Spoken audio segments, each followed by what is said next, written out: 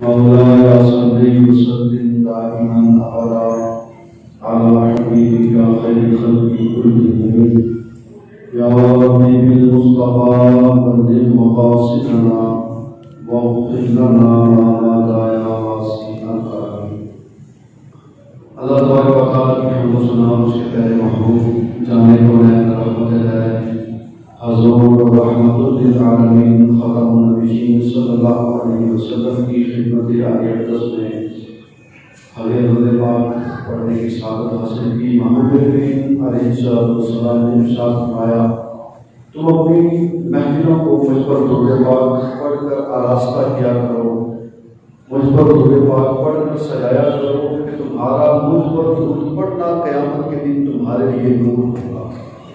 अल्लाह करीम महबूब अलैहिस्सलाम की खिदमत में दुरूद पाक पढ़ते रहने की तौफीक अता फरमाए। पिछले जुमा मुबारक को जो कि हमारा तसल्सल के साथ सिलसिला चल रहा है, कामयाब लोगों की जो अल्लाह तबारक व तआला ने कुरान पाक की निशानियां जिक्र फरमाई कि कामयाब लोगों में जो सिफ़तें होती हैं उनमें से तकरीबन 4 सिफ़तें हो चुकी बयान। 18वें पारी की तकरीबन 4 आयतों का दर्स मुकम्मल हो चुका। पिछले जुमा मुबारक को हमने जो आयत पढ़ी थी, वल्लज़ीना हुम लिज़्ज़काति फ़ाइलून, वो लोग कामयाब होने वालों में शामिल हैं कि जो लोग ज़कात अदा करते हैं। और इस लफ्ज़ ज़कात के पिछले जुमा मुबारक को मैंने 2 मानी अर्ज़ किए थे। एक मतलब तो इसका आम ही है कि कामयाब होने वाले लोगों की सफ़ में वो लोग भी शामिल है कि जिनको रब ने माल अता किया और उन पर अगर ज़कात वाजिब हुई तो वो ज़कात अदा करते हैं। और इसका दूसरा माना हमने सुना था कि ज़कात का दूसरा माना है कि बंदा अपने ज़ाहिर को भी सुथरा करे, अपने बातिन को भी सुथरा करे। यानी ज़कात का मतलब है कि बंदा नफ्स को पाकीज़ा करे। जिस तरह अपने बाहर की खूबसूरती का, बाहर के हुस्न का, बाहर के रहन सहन का बंदा बड़ा ख्याल रखता है और बड़े ही अच्छे और सलीके अंदाज में जिंदगी गुजारने की कोशिश करता है, लोगों के सामने जाने के लिए अपने आप को बड़ा सुटिल पुटिल करता है, अपने ज़ाहिर को बड़ा संवारता है। और मैं ज़कात से मुराद ये भी है कि जैसे बंदा ज़ाहिर को सुथरा करता है, अपने दिल की कैफियत को भी वैसे ही सुथरा करे। ये ना हो कि ज़ाहिर से तो बड़ा सुथरा है, ज़ाहिर से तो बड़ा प्यारा है, लेकिन अगर उसके दिल का अगर ऑपरेशन किया जाए तो दिल में गंदगी के सिवा कुछ ना निकले। दिल को खोला जाए तो हसद भी है, दिल को खोला जाए तो तकब्बुर भी है, दिल को खोला जाए तो कीना भी है, दिल को खोला जाए तो नफरत भी है, दिल को खोला जाए तो पुर्स भी है, दिल को खोला जाए तो झूठ भी है, दिल को खोला जाए तो नाफरमानियां भी है। तो फरमाया कामयाब होने वाले लोग वो हैं कि जिनका ज़ाहिर भी पाक हो और जिनका अंदर भी पाक हो, यानी ज़ाहिर भी सुथरा और दिल भी सुथरा। जब बंदा इस तरह करके जिंदगी गुजारता है कि ज़ाहिर को भी सुथरा करता है, बातिन को भी पाक करता है, फिर अल्लाह की बात से निकालती है, मेरे बंदे तू ज़ाहिर को भी सुथरा रख रहा है, तू बातिन को भी सुथरा रख रहा है, मेरे बंदे तुझको मुबारक हो, तू कामयाब होने वाले लोगों की सब में शामिल हो चुका। ये 18वें पारे की 4थी आयत में अल्लाह ये फरमा रहा है, बंदो कामयाबी का मेयार ये है कि जिस तरह ज़ाहिर को सुथरा रख रहा है, बातिन को भी सुथरा रख। और इसके साथ साथ ईमान भी शर्त है। आज हमारे नजदीक कामयाबी का मेयार शायद बदल चुका है। हमारे नजदीक कामयाबी का मेयार क्या है? दुनिया वालों की बात कर रहा हूं, दुनिया वालों की सोच में, दुनिया वालों की नजर में, जिनका दीन से ताल्लुक इतना खास नहीं होता। दीन से मुसलमान तो है पर दीन से रिश्ता जुड़ता नहीं है, दीन से थोड़ा पीछे होते हैं, दुनियादारी में थोड़ा आगे होते हैं। उनकी सोच क्या है? वो कहते हैं जी कामयाबी का मेयार इस बात पर है कि कोई कौम किस कदर तरक्की पजीर है, कोई कौम किस कदर तरक्की पजीर है। कौम जिस कदर तरक्की पजीर होगी उतना ही वो बंदा भी कामयाब होगा। मैं कहा कामयाबी का मेयार यह नहीं है तरक्की, कामयाबी का मेयार असल में ईमान है। असल में कामयाबी अल्लाह ताला ने शुरू में फरमाया ना, कब अफ़लहल मुमिनून, कि ईमान वाले कामयाब हुए। फिर आके सिर्फ बयान फरमाई कि ईमान लाने के बाद जिसके अंदर ये सिफात होगी वो भी कामयाब लोगों में शामिल होते चले जाएंगे। तो आज दुनिया में कामयाबी का मेयार सिर्फ और सिर्फ तरक्की नहीं, दुनिया में कामयाबी का मेयार सिर्फ और सिर्फ अच्छे काम नहीं, दुनिया में कामयाबी का मेयार सिर्फ और सिर्फ फलाह बहबूद के काम नहीं, दुनिया में कामयाबी का मेयार सिर्फ और सिर्फ लोगों के काम आना नहीं, दुनिया में कामयाबी का मेयार सिर्फ और सिर्फ नेक काम करना नहीं, बल्कि इन कामों के साथ साथ ईमान भी शर्त है।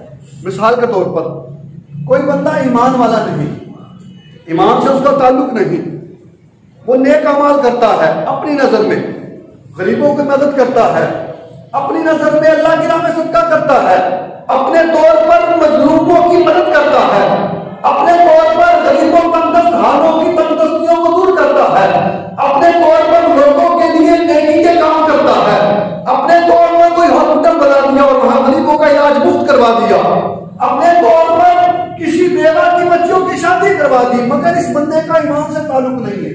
कामयाबी का मियार ईमान क्यों है ये बताने लगा हूं।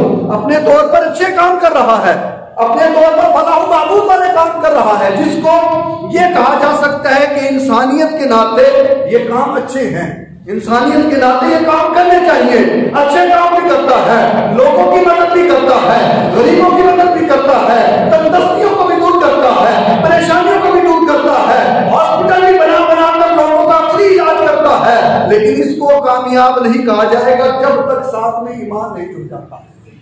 यानी जो बंदा ईमान से आरी है, जिस बंदे के पल्ले ईमान की दौलत नहीं, जितने मर्जी नेक अमाल करता रहे वो नेक अमाल काम नहीं आ सकते।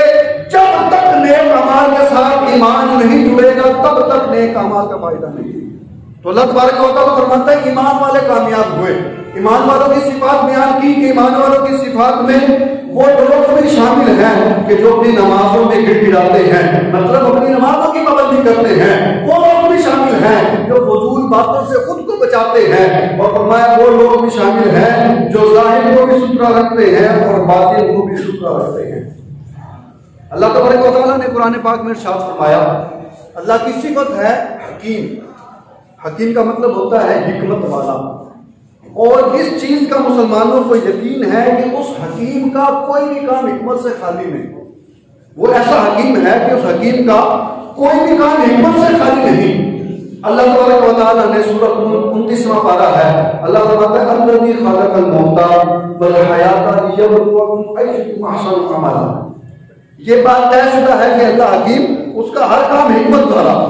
अल्लाह ने फरमाया मैंने जिंदगी को पैदा किया, इसको पैदा करने में भी हिकमत है, मैंने मौत को पैदा किया, मौत को पैदा करने में हिकमत है। असल में नफ्स को सुधरा करना है कि हम अपने अंदर जानते हम हैं क्या, हम आए किस लिए थे, हमें भेजा क्यों गया, और हम आकर लग किन कामों में गए हैं। कि बिला मीर रसूल फरमाते हैं करने वाले कामों में लग जाओ। आज जो फजूल बैठते हैं उन लोगों के लिए बड़ा सबक है इस जुमले में, करने वाले कामों में लग जाओ वरना ना करने वाले कामों में पड़ जाओगे। ये दिल के गुलदस्ते में सजाने वाला जुमला है, करने वाले कामों में लग जाओ वरना ना करने वाले कामों में पड़ जाओगे। मतलब बंदा वेला बैठा रहे, कोई काम ना करे, उठा के मोबाइल देखने लग जाएगा, और मोबाइल में अगरचे इब्तिदाअन वो अच्छे ही मामला देख रहा हो, लेकिन शैतान कान पकड़ के कहीं का कहीं ले जाएगा। तो कहा करने वाले कामों में लग जाओ। तो अल्लाह ने मौत को पैदा फरमाया, इसमें भी हिकमत। अल्लाह ने जिंदगी को पैदा फरमाया, इसमें भी हिकमत। अल्लाह तबारक व तआला ने ये फानी जिंदगानी हमें अता की, इसमें भी हिकमत कि बंदा इस फानी जिंदगानी में ये गौर करे कि मैं दुनिया में कोई भी अमल करता हूं, कोई तो है जो मेरे हर अमल पर नजर रखे हुए है। कोई भी अमल करता हूं, कोई तो है जो मेरा अमल देख रहा है, मेरे अच्छे अमल को भी देख रहा है, मेरे बुरे अमल को भी देख रहा है, मेरी नीयत से भी वाकिफ है। कोई तो है, अगर मैं कोई अच्छाई करता हूं, सच्चाई को भी लिखा जा रहा है, मुझसे कोई बुराई हो जाती है, उस बुराई को भी लिखा जा रहा है। दिन के उजाले में अगर गुनाह होता है तो भी वो देख रहा है, रात के अंधेरे में चूक कर गुनाह हो रहा है तो भी वो देख रहा है, लोगों के सामने किया तब भी वो देख रहा है, लोगों से चूक कर किया तब भी वो देख रहा है। कोई तो है जो मेरे हर मामले का निगहबान है, कोई तो है जो मेरी हर चीज पर नजर रखे हुए है, चाहे मुझे वो अमल भूल जाए, चाहे मुझे वो अमल करने के बाद याद न रहे, लेकिन एक जात ऐसी है, मैं अगर से भूल जाऊं उस जात को भूला नहीं जाता, वो जात भूलती नहीं है। अल्लाह फरमाता है इन्नल्लाह काना बिमा तामलूना खबीरा, अल्लाह को तुम्हारे सब कामों की खबर है, जो कुछ करते हो सब कामों की खबर है। कामयाब होने वालों की सिफत बयान की, जो अपने नफ्स को सुथरा करे। आइए आज हम अपने नफ्स को सुथरा करें। मौत पैदा की, अल्लाह ने फरमाया इसलिए जिंदगी पैदा की, इसलिए मौत पैदा की कि तुम लोगों की जांच हो, तुम्हारा टेस्ट हो, तुम्हारा हिसाब हो। तुम्हें सवाल पहले ही बता दिया गया है, इसका जवाब भी बता दिया गया है। अब देखना है इस सवाल और जवाब को याद करके कामयाब कौन होता है। फरमाया मौत इसलिए पैदा की, जिंदगी इसलिए पैदा की ताकि तुम लोगों की जांच पड़ताल हो जाए, तुम लोगों का हिसाब हो जाए कि तुम में से कौन अच्छे अमाल करके मेरा कुर्ब हासिल करने वाला है। हजरत हातिम असम रहमतुल्लाह ताला अलैह, आज जिसका मन आया, जिसका दिल किया, जिसकी रकम हुई दबा कर बैठ गए, आज परवाह नहीं है। अमीर तो किसी न किसी जरिए से हक निकलवाई लेता है, बेचारे गरीब दबते हैं, गरीबों का हक दबा लेते हैं। हातिम असम अल्लाह के वली, वक्त के बादशाह ने दावत की। पहले तो आपने कहा नहीं जी मैं दावत पे नहीं आऊंगा। वक्त के बादशाह ने इसरार किया तो आपने कहा मेरी 3 शर्तें हैं, अगर तुम मेरी 3 शर्तें मानते हो तो मैं दावत पर आऊंगा। बादशाह ने कहा ठीक है, अल्लाह के वली है, घर में आएंगे बरकत होगी। कहा पहली शर्त ये है जहां चाहूंगा बैठूंगा। बादशाह ने कहा जी ठीक है। दूसरी शर्त ये है, कहा जो चाहूंगा खाऊंगा। बादशाह ने कहा ठीक है। तीसरी शर्त कहा यह है जो कहूंगा वो करना पड़ेगा। बादशाह ने सोचा भाई अल्लाह का वली है, अल्लाह वाला है, क्या अगर कहेगा कम से कम घर में आएगा बरकत तो मिलेगी। कहा जी हुजूर जैसे आपकी मर्जी, जो आप शर्तें बयान कर रहे हैं मुझे सारी शर्तें मंजूर हैं। वक्त मुकर्रर हुआ, दावत का एहतमाम हुआ। बादशाह ने बड़ी बड़ी दूर दावत पहुंचाई कि अल्लाह का वली हजरत हातिम असम हमारे दौलत कदा पर तशरीफ लाने वाले हैं। तो सब लोग अल्लाह के वली की जियारत के लिए मौजूद हो गए। सब लोग अल्लाह के वली की जियारत के लिए मौजूद। जब हजरत हातिम असम रहमतुल्लाह ताला अलैह पहुंचे तो जिस जगह पर लोगों ने जूते उतारे थे वहीं पर बैठ गए। अब बादशाह कुछ कह न सका कि शर्त यह थी कि इस शर्त पर आऊंगा, जो चाहूंगा करूंगा, जहां चाहूंगा बैठूंगा। बैठ गए, बादशाह कुछ ना कह सका। अब थोड़ी देर के बाद जब लंगर शुरू हुआ, लंगर खुला, आप लोगों ने मुर्गो मुसल्लम पर हाथ साफ करना शुरू किए। आपने अपने थैले से सूखी रोटी का टुकड़ा निकाला और उसको खाने लगे। अब बादशाह फिर लाजवाब, शर्त थी भाई जो चाहूंगा खाऊंगा। बादशाह जवाब न दे सका, वो बात ना कर सका। अब जब खाना खा चुके, आपने कहा एक अंगीठी को लाया जाए, चूल्हे को लाया जाए, उसमें आग सुलगाई जाए, आग जलाई जाए और आग के ऊपर तवा रखा जाए। आग को इतना गर्म किया, इतना सुलगाया कि तवा सूरज रंग का शोला बन गया, अंगारा बन गया। अब आप नंगे पांव तवे पर खड़े होकर कहते हैं मैं हातिम असम, आज मैंने दिन के खाने में रोटी का खुश्क टुकड़ा खाया है। ये खाकर तवे से नीचे उतरा, खाकर, ये मुहासबा नफ्स, तज़किया नफ्स ये है। खाकर नीचे तशरीफ ले आए और कहा नीचे उतर कर लोगों, मैंने तवे पर खड़े होकर जिस तरह अपने खाने का हिसाब दिया, तुमने भी जो खाया बारी बारी चढ़कर हिसाब दो। मैंने जिस तरह हिसाब दिया तुम भी हिसाब दो, क्योंकि शर्त थी जो कहूंगा करना पड़ेगा। अब लोगों की चीखें निकल गई, कहने लगे हुजूर आप तो अल्लाह के वली हैं, आपकी तो ये करामत है, आपको तो अल्लाह ने ये शान दी है कि आप जलते तवे पर चल गए। जलते तवे ने आपके पांव को न जलाया। अल्लाह अपने हबीबों को बचा कर रखता है, अल्लाह अपने महबूबों को बचाता है। आप अल्लाह के वली हैं, आपकी ये करामत है। कहा मेरी अगर ये करामत है, आज तुम एक दिन के खाने का हिसाब नहीं दे सकते तो कल क़यामत में तुम्हारे पास कौन सी करामत आ जाएगी। आज सूरज करोड़ों मील दूर, सूरज की पुष्ट हमारी तरफ है। आज सूरज करोड़ों मील दूर है, सूरज की पुष्ट हमारी तरफ है। फरमाया उस वक्त सूरज का मुंह होगा, सवा मेसे की दूरी पर होगा, जमीन तांबे की होगी और तब तक कदम नहीं हटा सकोगे जब तक हिसाब नहीं दे दोगे। कहा उस वक्त तुम्हारे पास कौन सी करामत आ जाएगी। उस वक्त आज दुनिया के एक वक्त के खाने का तुम हिसाब नहीं दे पा रहे, तो उस वक्त सारे आमाल का हिसाब कैसे दोगे। फरमाया अल्लाह फरमाता है उस दिन तुमसे हर नेमत के बारे में पूछा जाएगा। ये है मुहासबा नफ्स। हुजूर सल्लल्लाहु अलैहि वसल्लम ने फरमाया बंदो अगर कोई काम करना चाहो पहले उस काम का नतीजा देख लो, पहले उस काम का नतीजा देख लो, अगर उस काम का नतीजा अच्छा है तो कर लो, नतीजा अच्छा नहीं तो बाज आ जाओ। अगर उस काम के करने से फायदा होता है तो वो काम कर लो, और अगर उस काम के करने से फायदा नहीं होता तो उस काम से बाज आ जाओ। फरमाया जब बाज आ जाओगे, जब नेकियां अपना लोगे, जब दिल को सुथरा कर लोगे, जब जाहिर को सुथरा कर लोगे, दिल को नूर ईमान से भर लोगे, दिल को गुनाहों की गंदगियों से पाक कर लोगे, दिल में तकवा आ जाएगा, दिल से गुनाहों के मजबूर हो जाएंगे, दिल से नफरतें खत्म होकर मोहब्बतें आ जाएगी, दिल से कीने दूर होकर प्यार आ जाएगा, दिल से हसद खत्म होकर मोहब्बत आ जाएगी, अदब व एहतराम आ जाएगा, दिल से नफरत खत्म होकर दूसरों का अदब आ जाएगा। अब अल्लाह ऐलान करता है मेरे बंदो, जब इस तरह तुम्हारा दिल हो जाएगा, मैं तुम्हें कामयाब लोगों में शामिल होने की खुशखबरी देता हूं। कामयाब होने की लोग, कामयाब होने वाले लोगों में शामिल होना चाहते हो तो फरमाया मेरे बंदो, कामयाब लोगों में शामिल होने के लिए तुम्हें एक काम करना होगा। वो क्या? कहा दिल को सुथरा करना होगा। जैसे अपने जाहिर को सुथरा करते हो वैसे ही अपने दिल को सुथरा करो। जब इस तरह करके जिंदगी गुजारोगे, फरमाया जिनके बारे में फरमाता है ये लोग कामयाब हो गए, ये लोग कामयाब हो गए। वो लोग कामयाब होने वाले यही है कि जिनका जाहिर भी साफ होगा, जिनका बातिन भी साफ होगा। तो आज के दरस से हम ये नियत लेकर उठे कि दिल में अगर कदूरतें हैं, दिल में अगर नफरतें हैं, दिल में अगर कीना है, दिल में अगर हसद की बीमारियां हैं, तो उन बीमारियों से दिल को साफ करें। आज होता क्या है, थोड़ी सी कड़वी बात बोलने लगा हूं, मोज़िन अज़ान देता है, हय्या अलस सलाह, बंदा कहता है मैं बहुत थका हूं, मुझे बड़ी नींद आई है। मोज़िन कहता है हय्या अलल फलाह, बंदा कहता है बहुत ज्यादा नींद आई है। मोज़िन कहता है सलातु खैरुम मिनन नौम, बंदा कहता है मैं सर सिराने के नीचे रखकर सो जाता हूँ। बड़े दर्द वाले जुमले भी हैं, समझने वाली बात भी है। सदा आती है हय्या अलस सलाह, बंदा कहता है मुझे बड़ी थकावट है। सदा आती है हय्या अलल फलाह, बंदा कहता है बड़ी नींद आई है। सदा आती है सलातु खैरुम मिनन नौम, नमाज नींद से बेहतर है। बंदा कहता है मैं सिरहाने के नीचे सर देकर सो जाता हूँ, फिर कहीं 10, 11, 12 बजे सुबह आंख खुलती है और अम्मी हुजूर कहती है पुत्र खाना लग गया, आकर खाना खा ले। बंदा कहता है मैं खाना खाने लगता हूँ, मुझे फिर वो सुबह वाला मामला याद आता है कि रब की बारगाह से सदा आ रही थी, हय्या अलस सलाह हय्या अलल फलाह। मैंने सदा पर लब्बैक नहीं कहा, लेकिन रब तो रब है ना, रब तो रब है, करीम है, रहीम है।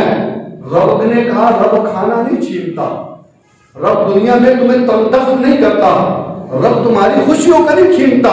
जब तुम रब की इबादत से रूगर्दानी करते हो, अल्लाह सजदे की तौफीक छीन लेता है, अल्लाह सजदे की तौफीक छीन लेता है। आज बंदा कहता है जी नमाज नहीं पढ़ता, टाइम नहीं मिलता, वक्त नहीं मिलता, बड़ा मसरूफ हूं। अरे तेरी क्या औकात है कि तुझे टाइम ना मिले? तेरा रब बारगाह में आना ही पसंद नहीं कर रहा, रब बारगाह में आना ही पसंद नहीं कर रहा।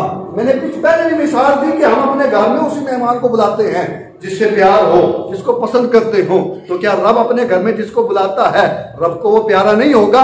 अगर हम नहीं आ पा रहे, मतलब ये है कि कहीं कोई कमी हो चुकी है, कोई गुनाह हो चुका है कि रब हमें हमारे कदमों को तौफीक नहीं दे रहा कि उसके घर जाकर हम सजदा ही कर लें। तो अपने दिल को भी सुथरा करो। जब दिल सुथरा हो जाएगा इंशाअल्लाह सजदों की तौफीक मिलेगी, और जब सजदों की तौफीक मिलेगी फिर बीवी फातिमा ज़हरा वाली आवाज बुलंद होगी, मौला मेरा तो एक ही सजदा खत्म नहीं होता, तेरी रात खत्म हो जाती है जब तौफीक मिल जाएगी। और आज ख्वाजा मोइनुद्दीन चिश्ती अजमेरी रहमतुल्लाह ताला अलैह, आपका उर्स मुबारक भी है, आपका 6 रजब मुरज्जब विशाल हुआ, और 6 रजब मुरज्जब के दिन हिंदुस्तान में अजमेर में बड़ा ही अजीम शान उर्स मनाया जाता है। उनके इकराम दर्ज करके बयान को खत्म करते हैं। अल्लाह तबारक व तआला ने नबी को जो शान दी होती है, इस चीज पर ये करामत, अल्लाह के नबी की शान का उस उम्मत का वली मजहर होता है। कैसा? महमूद करीम अलैहिस्सलाम का बड़ा मशहूर वाकया कि खैबर के मौके पर पानी खत्म हुआ, अपने प्याले में हाथ रखा, 5 उंगलियों से चश्मे जारी हो गए। ख्वाजा मोइनुद्दीन चिश्ती अजमेरी रहमतुल्लाह ताला अलैह जब आप हिंदुस्तान तशरीफ लाए, अना सागर एक दरिया था, एक चश्मा आज भी मौजूद और बहुत बड़ा। आपके मुरीदीन उस चश्मे पर जब गुस्ल करने गए तो काफिरों ने मना कर दिया। काफिरों ने कहा मुसलमानों हमारे पानी को रबाब नहीं करो, जाओ कहीं और जाकर पानी तलाश करो। अब मुरीदीन उठकर ख्वाजा साहब की खिदमत में आ गए कि हुजूर हम पानी लेने गए गुस्ल वुजू करने के लिए, लेकिन उन्होंने पानी नहीं लेने दिया। ख्वाजा साहब रहमतुल्लाह ताला अलैह ने एक कटोरा दिया, एक प्याला दिया, फरमाया अच्छा पानी नहीं देते तो ना देने दो, उनको जाकर कहो मैं सिर्फ एक दफा ये प्याला भर लेने दो, उसके बाद पानी ना देना। अब लोगों ने कहा एक प्याले में पानी भला कितना खा सकता है, कहा जी ठीक है भर लो जाके। मुरीदीन ने प्याला आना सागर दरिया में डाला, पूरे का पूरा दरिया उस प्याले में आ गया। तो मैंने कहा नबी की शान का वली मजहर होता है, नबी प्याले में उंगलियां रखते हैं, चश्मे जारी कर देते हैं, वली प्याला चश्मे में रखता है, चश्मा प्याले में आ जाता है। अल्लाह ने ये शान अता की। अब आपने आपके मुरीदों ने प्याला रखा, पूरे का पूरा चश्मा उस प्याले के अंदर आ गया, पूरे का पूरा चश्मा, और उस चश्मे के अंदर एक कतरा भी पानी का नहीं बचा। जब लोगों ने ये देखा ना आपके अंदर तो पानी नहीं बचा, परेशान हो गए। अब सारे काफिर आपस में जमा होकर ख्वाजा साहब की बारगाह में गए और उसकी हुजूर गलती हो गई। अल्लाह वाले तो भी बड़े दिल वाले होते हैं, हुजूर गलती हो गई, माफ करवा दीजिए, माफ कर दीजिए। ख्वाजा साहब रहमतुल्लाह ताला अलैह ने मुरीदों को फरमाया जाओ जाकर इस कटोरे का पानी वापस कर दी, वापस उस चश्मे में डाल दो, वापस चश्मे में डाला।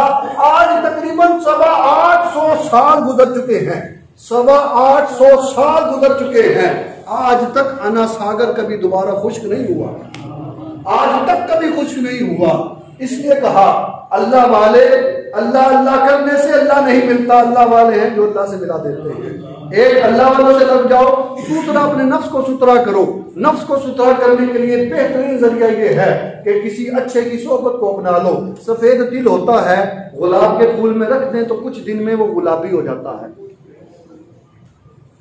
गुलाब के फूल में रख दें तो गुलाबी हो जाता है। अस्सोहबतु मुअस्सिरतुन, आज हमारी सोहबत अगर गानों वालों के साथ है, फिल्में देखने वालों के साथ है, तो हमारा दिल उस तरफ जरूर जाएगा। बंदा शुरू में अगरचे कहे जी मैं तो देखता ही नहीं, मैं तो उनके पास जाता ही नहीं, मैं तो बैठता ही नहीं, वो अपने काम कर रहे होते, मैं तो अपना अलग कोने में बैठा होता हूँ। एक दिन चला जाएगा। जिस तरह तिल को रखे रखे तिल असर ले लेता है, इसी तरह सोहबत असर कर जाएगी। तो इससे कबल के सोहबत गंदी सोहबत, बुरी सोहबत असर करे, अपने दिल को नूरे ईमान से भरे। नूरे ईमान से भरने के लिए करना क्या होगा, किसी अच्छे की सोहबत अपना लो, या जो हमने औसाफ सुने कि पहला वस हमने शुरू में क्या सुना था कि अल्लाह तबारक व तआला ने कामयाब होने वालों को वस्फ ये बयान फरमाया वो लोग नमाजें पढ़ते होंगे। दूसरा वस्फ ये बयान फरमाया वो लोग फजूल बातों से बचते होंगे। तीसरा वस्फ ये बयान फरमाया वो लोग अगर ज़कात फर्ज हो गई ज़कात देते होंगे। चौथा वस्फ ये बयान फरमाया इसी आयत की रोशनी में कि कामयाब होने वाले वो लोग हैं जो अपने ज़ाहिर को भी अच्छा करते हैं और अपने बातिन को भी अच्छा करते हैं। तो अल्लाह तबारक व तआला महबूब करीम अलैहिस्सलाम का सदका ज़ाहिर और बातिन सुथरा करने की तौफीक अता फरमाए। आमीन बिजाहि नबी।